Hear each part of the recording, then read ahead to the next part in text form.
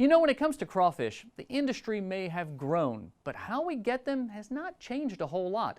In this TWILA Throwback, we go back to 1994 when TWILA producer David Langley caught up with a crawfisherman on Bayou Pigeon to talk about the season and prices. While the numbers have changed, I think you'll find a lot of similarities to what we faced 26 years ago.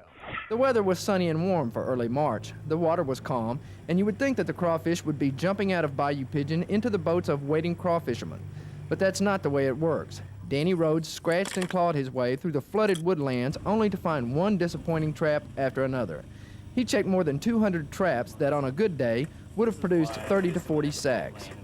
Today, I think we ran about 200, and we got 5 sacks out of them. Not the greatest day. Many factors affect the activity of spillway crawfish.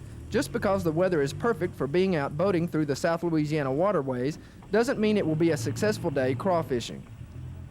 When the water's rising, they will slack off quite a bit. And for about the last month, the water's been rising. It's about 7 feet deep out here right now. The temperature has got a lot to do with it. Being in these water lilies, they bite better in the water lilies than they do when you get out of the water lilies. The temperature, the daytime temperature, and the amount of sunshine you get on the water will tend to warm it, so that affects it also. Combine the finicky feeding habits of the crawfish with a market price that sometimes seems to fluctuate with no rhyme or reason, and some crawfishermen are beginning to wonder if it's worth their effort to run their traps. I started fishing in December, and early into December they were 35 cents a pound while the crawfishermen were catching a lot. And as the demand increased, they went up to about 70 cents a pound. And it stayed that way through January. And the water started rising, they started slacking off, and I don't know why, but the prices dropped down now to 50 cents. And well, just like you saw this morning, some fishermen are quitting now.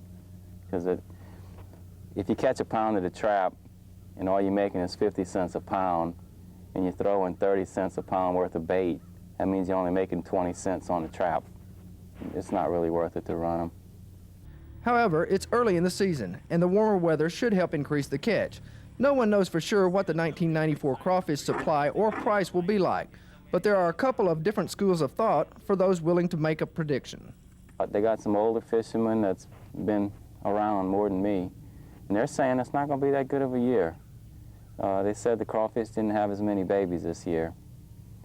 So that would hopefully mean the price would be a lot better. Maybe we can make a little more money.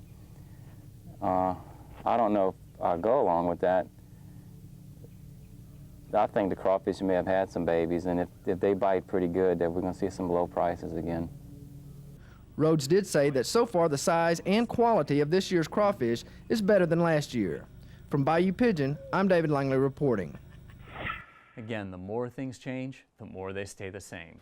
Still to come on TWILA, #StillFarming, a reminder that we're all in this together. But first, a hot time in the old woods, safely. Stay with us.